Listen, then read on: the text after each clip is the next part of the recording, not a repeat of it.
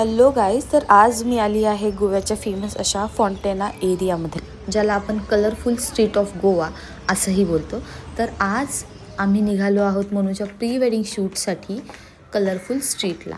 आम्ही 6:15ला घरातून बाहेर पडलो, कारण आम्हाला थोडं लवकर तिकडे पोचायचं होतं, जेणेकरून तिथे जास्त गर्दी नसेल आणि वॉर्म लाईटमध्ये कपल्सचे फोटोज मस्त येतील. हे आहे फेमस असं गीतांजली कॅफे, आणि इथे गेल्यानंतर आम्हाला कळलं की इथे फोटोशूट करणं अलाउड नाही आहे. मग आम्ही थोडं कन्फ्यूज झालो की आम्ही इतक्या लांब फोटोशूटसाठी आलो आहे आणि इथं येऊन कळलं की फोटोज अलाउड नाही आहे.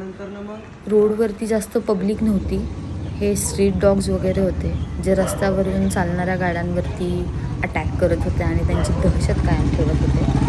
आम्ही एकदम हळू आवाजात कोणालाही डिस्टर्ब होणार नाही असं फोटोज आणि व्हिडिओज क्लिक करत होतो, आणि अचानक एक आजी खिडकीत आली आणि तिने आम्हाला सांगितलं की इथे फोटोज आणि व्हिडिओज अलाउड नाही आहे. मग काय, आम्ही तिथून निघालो आणि दुसऱ्या लेनमध्ये घुसलो. तिथेही सेम कंडिशन होती, फोटोज आणि व्हिडिओज अलाउड नव्हते, पण आम्ही एकदम शांतीत व्हिडिओज घेतले कारण आम्ही खूप दूर आलो होतो त्याच्यासाठी. पूर्ण स्ट्रीट रिकामं पडलं होतं. माहीत नाही का त्यांनी असं डिसिजन घेतला, पण काहीतरी रिझन असेल, अँड वी रिस्पेक्ट दॅट.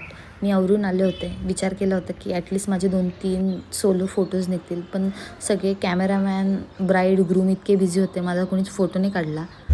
मग मला रिअलाईज झालं, भाई मी तर इथे एक असिस्टंट म्हणून आली आहे ना ब्राईडची, पण मला वाईट वाटलं यार, माझा एक पण फोटो नाही आला. गोव्याला आले आणि स्ट्रीटवरती माझा फोटो नाही आला. म्हणजे मी राहत होते एकदम बाजूला, नवरा नवरी तिकडे मस्त फोटो काढत होते, एन्जॉय करत होते, फोटोग्राफर त्यांचे फोटोज काढतात, मी बिचारी आपली एका कोपऱ्यामध्ये उभे राहून फक्त बघत होते.